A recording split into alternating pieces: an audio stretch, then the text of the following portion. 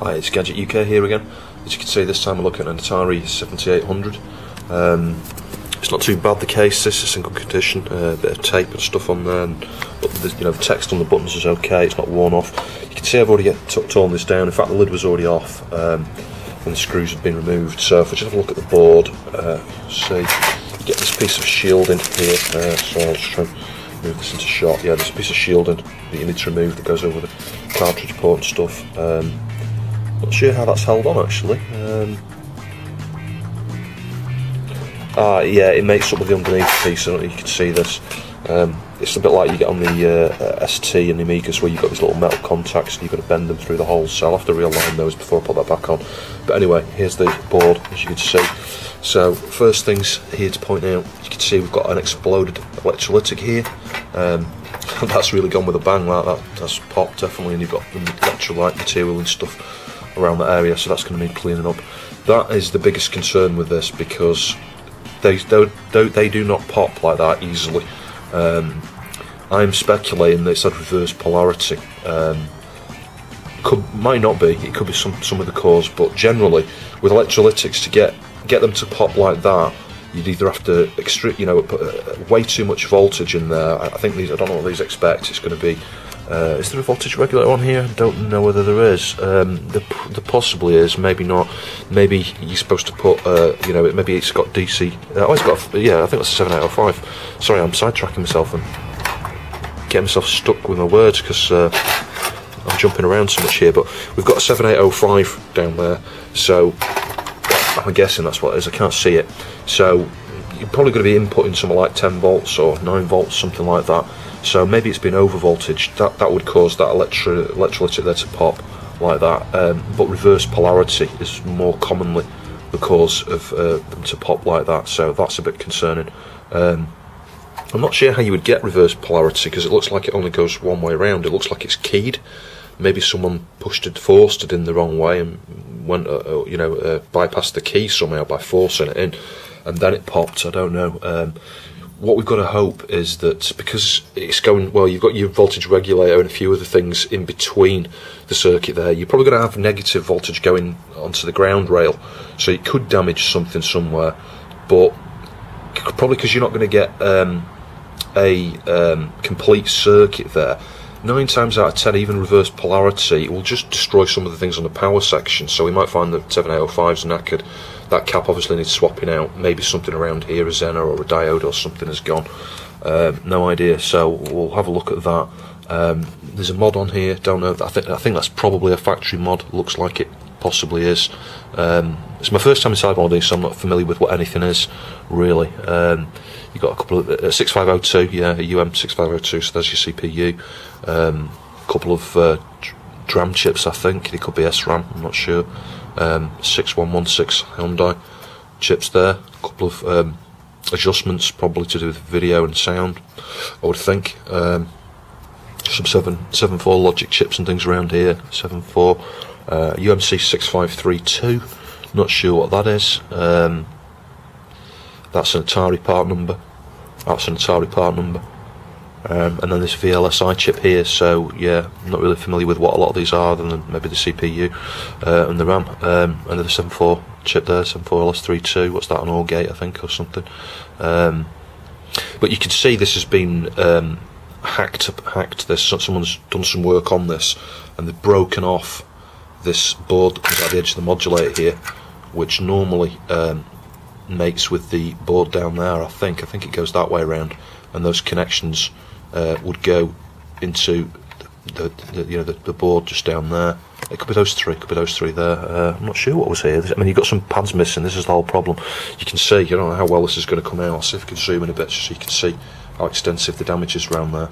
But we've got, you can see it here actually quite visible, this dark trace here. Well, that's where the trace is missing. It's just like a exposed PCB underneath, and it's all the way from here to one of these pads where I think this mounted.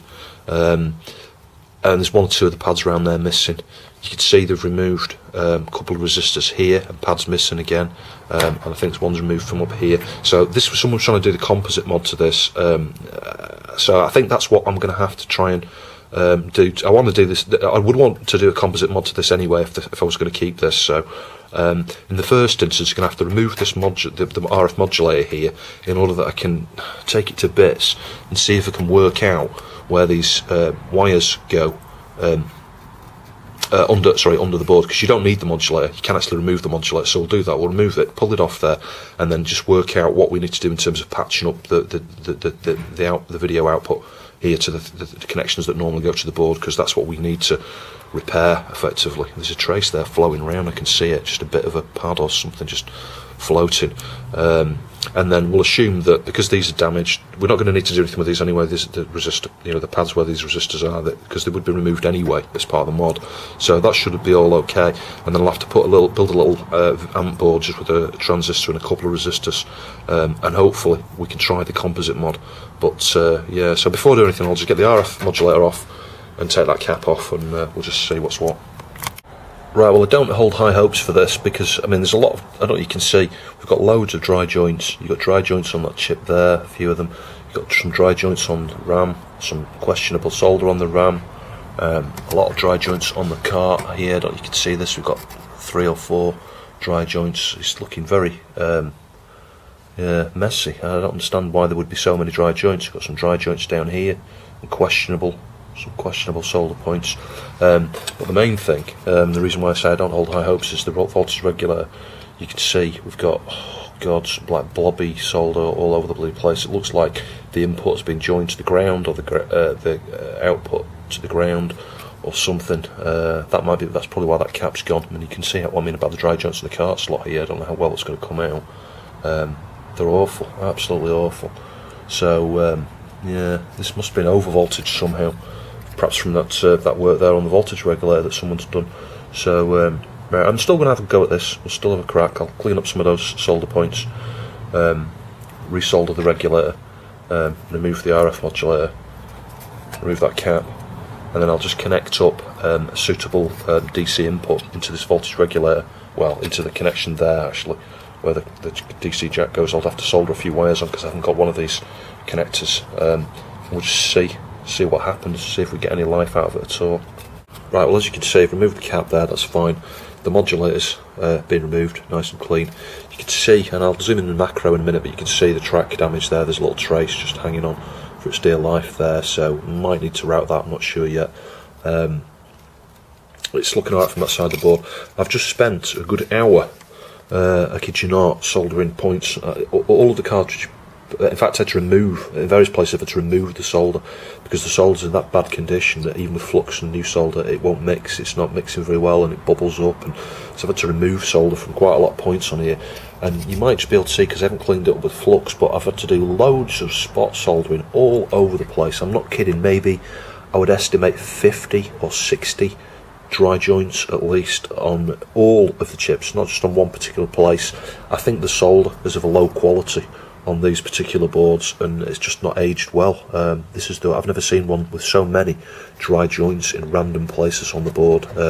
You know, because normally around one particular component, or an area that gets warm, that sort of thing, that's what you'd sort of expect. But here, the distribution was completely random all over the bloody place. Every single one of the main chips on here has had several dry joints. Some of them just questionable, but others, clearly, just not even hardly making a connection. I'm amazed this would have ever worked. So, there's a few things, going through my mind here. Has this been over voltaged? Was there a fault and someone decided to try and make it do a composite mod, thinking that there's a problem with the video output? Maybe it's just completely beyond.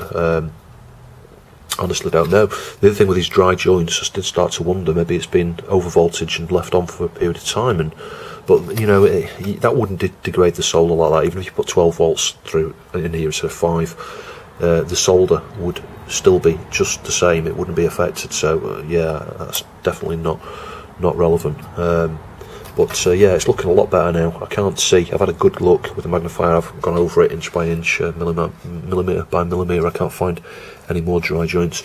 So I'll get that cap on, and then I'll do a close-up here and show you what we're going to do to fix that. So I just thought to show you on Super Macro here. Hopefully you can see this. That's an example of one of the dry joints. Can you see? It's like I don't know, there's a cavity there. It's like the solder's just it not being sufficient from day one. Not sure how well it's going to be. That's one of the better ones in that it looks like it's making a connection, but there's just a hole around the top. So there were an awful lot like that. It's got a brand new bridge rectifier, not bridge rectifier, voltage regulator on here now. You can see what I've had to do here is bend the middle pin. I put a completely brand new one on, obviously pull the pin out and bend it straight over, scratch some of the silk screen off there, and solder mask rather, and solder onto the that trace there, because the pad is pretty much non-existent. You can see a little bit of it here, but yeah, someone had previously done some work to that. So it's got a brand new voltage regulator on there. We've got a new 2200 microfarad cap there, 16 volt. Check the polarity on that, positive at the top, and I did confirm that by just checking to this ground plane here, and the negative is as indicated there, so that's okay. So the final thing here now is I need to rig a power supply up to this, but ultimately the final thing really is to deal with the video issue here. So I'm just going to make up a composite sort of video amplifier. We'll wire that in, wire in the sound, connect it up and see what we get, if anything.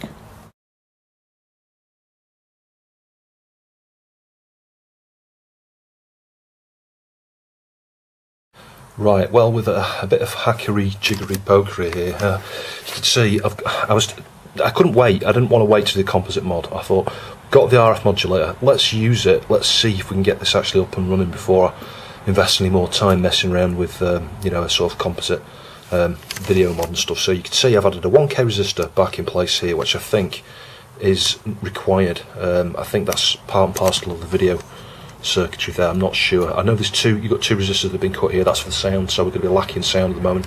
I can live with that for the moment. Chances are we're going to have sound if we get video. So all I've done is wire up this modulator, soldered onto the board, the little very thin edge of the traces there that are broken. A couple of wires, so one's video. Now originally I tapped to wherever it was, sorry, I'll try and get this on shot a little bit better, down here on one of these pins, and the track was lifted. I tried to join up where it went over here. That didn't make a difference. I think that's the +5 actually, so I ended up taking the +5 from directly from underneath the regulator for the modulator. So that's one connection. The other connection is the ground, which is the bottom pin there. That's working okay. So we've got ground to the modulator, and then the final step there is the video. Now the video pin, again, the track's missing. I followed it, it goes up here somewhere, and I did solder. I can't see where the hell it is, the lighting's not good here. You can just see at the tip of my nail there, there's a little bit of solder. That's where I tried soldering it to. Didn't get anything, just a black screen. Now you'll notice on the board here you've got 2 points, one marks vid, one marks odd. So I've just hijacked the video signal there. You'll notice that I've got, the way I've wired this up, I don't have a proper power supply, so I've got, zoom out a little bit, a 12 volts centre positive DC jack here. Wired directly to the underneath. I've got I did some continuity. It's interesting the way the power works on this. Some continuity. I'll switch this off. Continuity between the connector coming in here and the positive of that cap that blew. So I had you know, there was a connectivity there, so I could tell which one was positive, and the other pin goes obviously to the common ground, so that's okay. But this is a soft power on, and I'll show you.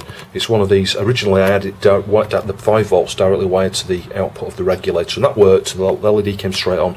But at that point, because I had the video wired incorrectly because of, you know, this missing trace, I was just getting a black screen, and obviously the green light was on all the time. I'll show you if I press that now, that comes on, and if I show you on the screen, lo and behold, that's working. So I'll just plug a joystick in. I've got a cruiser here that I've been using to test a 2600 with. We'll just plug this in. Now bear in mind there's going to be no sound because those resistors are missing, but I'm guessing, yeah, this is sweet, this works. I've managed to bring this back from the dead. I mean, I've still got some work to do obviously, because I ain't going to be putting that modulator back on there. I will do the composite mod. It's interesting it's black and white. Is it supposed to be black and white? I don't know. Maybe it's just that the modulator's crap. Could be because there's 2 resistors missing still. Maybe the colour signal's not been mixed with it properly or something. I ain't got a clue, but the bottom line is this is working. What we'll do is I'll just switch it off. We'll just try 2600 car. I've got, I think you can see this here, Raiders of the Lost Art. This was described as faulty. Just cleaned it up, but it works. That's another thing, 2600 carts and 7800 carts, to know that they can be described as faulty, and actually a lot of the time it's just dirty. So let's see what this does. There you go, that's working. Just lacking colour. It could be the fine tuning here on this TV. I didn't tune the channel in very well. There are a couple of switches here. Is one of those to do colour? I don't know if it's a very crap switch, that. I'm not even sure whether that's actually doing anything. Yeah, might need to just do something with those switches. It's hard to know. Not sure if that's crashed or what. Let's switch it back on again.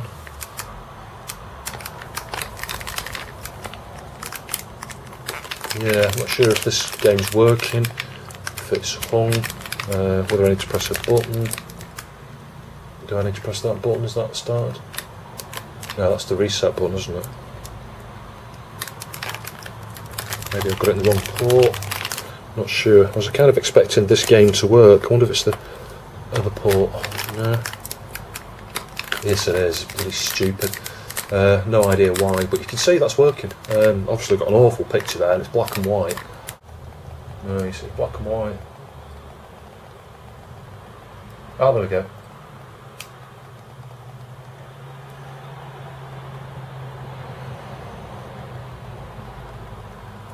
Yeah, it's a crappy output. It seriously is. I can understand why someone started to do the composite mod on this. We'll store that as covered channel. Yeah, so awful picture. It seriously is absolutely awful. I'm not even sure that's tuned in properly now, to be honest, but it's working.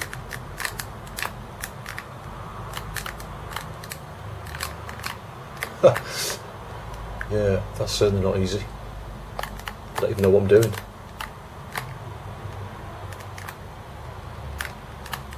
Yeah, I don't think the colours are right here somehow. I don't know, maybe they are. Doesn't look right. Not sure what you do on this at all, I ain't got a clue. So let's just try Asteroids again now that we've got colour back, see if we get any colour on that. Of course I've got to switch the joystick over to the other port again. Bloody pain in the arse this. Yeah, there we go, I've got colour again. Sweet.